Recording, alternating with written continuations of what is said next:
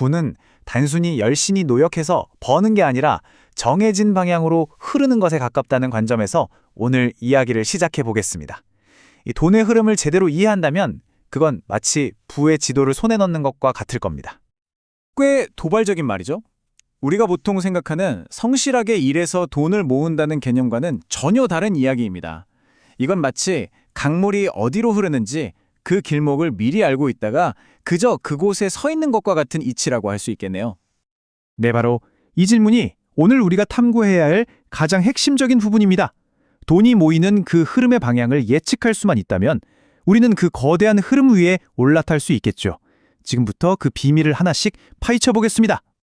우리는 부의 흐름을 만들어내는 세 가지의 거대한 힘을 순서대로 살펴볼 겁니다. 그리고 이 힘들이 어떻게 서로 만나서 기회를 만들어내는지 분석해 볼 거고요. 마지막으로 부를 바라보는 새로운 관점을 제시하면서 마무리하겠습니다. 자, 그럼 바로 시작하죠. 돈의 흐름을 만드는 첫 번째 힘, 그것은 바로 정책입니다. 특히 우리나라처럼 정부의 역할이 경제에 큰 영향을 미치는 구조에서는요, 이 정부 정책이야말로 자본의 물줄기를 어디로 돌릴지 결정하는 가장 직접적이고 강력한 신호가 됩니다. 대부분의 사람들은 정책 발표를 그냥 지나가는 뉴스로 흘려듣습니다. 하지만 부유한 사람들은 정책을 방향에 대한 명확한 신호로 읽어냅니다. 정부가 앞으로 어디에 길을 내고 또 어디에 막대한 돈을 쏟아붓겠다고 공개적으로 선언하는 것과 같기 때문이죠. 지금 보시는 K배터리, K반도체, AI 인프라 같은 분야가 바로 그런 대표적인 예입니다.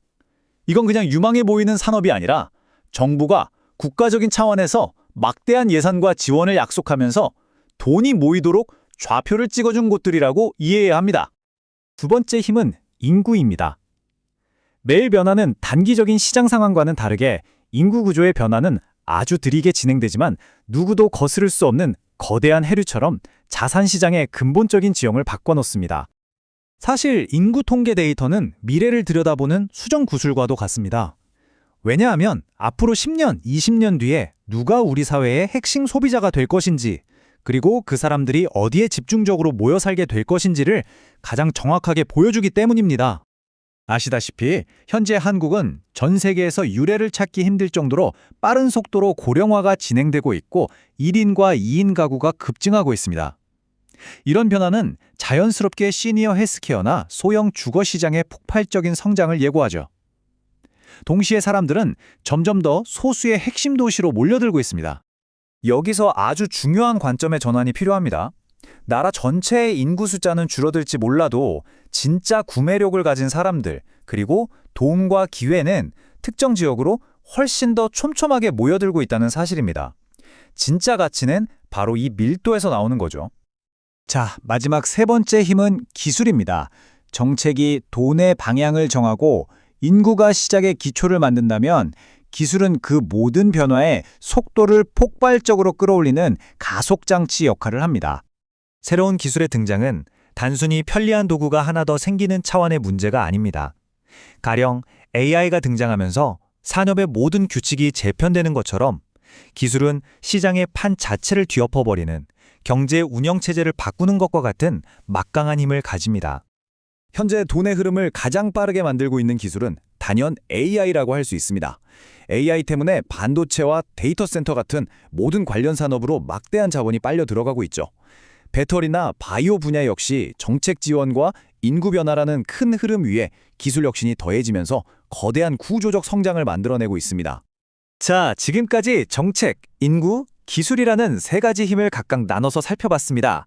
하지만 정말 중요한 것은 이 힘들이 따로 움직일 때가 아니라 이 세 가지 힘이 모두 한 방향을 가리키면서 만나는 바로 그 교차점입니다. 이 표가 오늘 설명의 핵심이라고 할 수 있겠네요. 수도권 핵심 부동산을 한번 예로 들어볼까요? 정부의 규제 완화라는 정책, 고소득층이 집중되는 인구 현상, 그리고 IT 같은 기술 기업들이 밀집하는 기술의 흐름이 정확히 한 곳에서 만납니다. 배터리, AI, 시니어 헬스케어 분야도 마찬가지 구조를 가지고 있죠. 이 세 가지 힘이 모두 한 방향으로 밀어주고 있는 겁니다. 바로 이런 교차점에서 만들어지는 성장은 일시적인 유행이나 우연이 아닙니다. 정책, 인구, 기술이라는 거대한 세 개의 기둥이 단단하게 받치고 있는 구조적 성장이죠. 그렇기 때문에 단기적인 변동에 쉽게 흔들리지 않고 장기적으로 이어질 가능성이 아주 높습니다. 그렇다면 질문이 생기죠.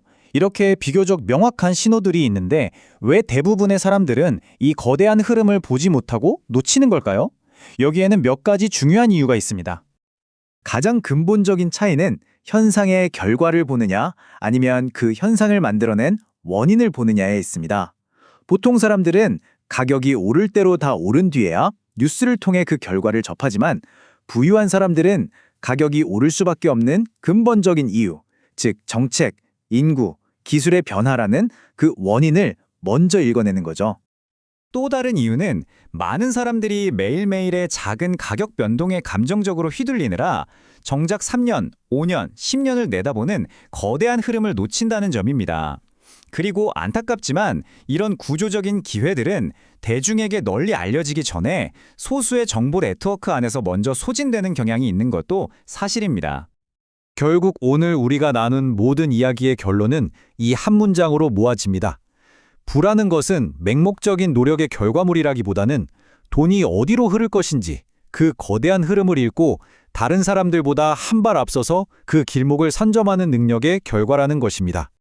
정책, 인구, 그리고 기술, 이 세 가지 거대한 힘이 지금 현재 어디를 향하고 있는지 우리는 함께 확인했습니다. 이제 마지막으로 우리 스스로에게 이 질문을 던져볼 시간입니다. 이 거대한 돈의 흐름 속에서 지금 당신은 어디에 서 계십니까?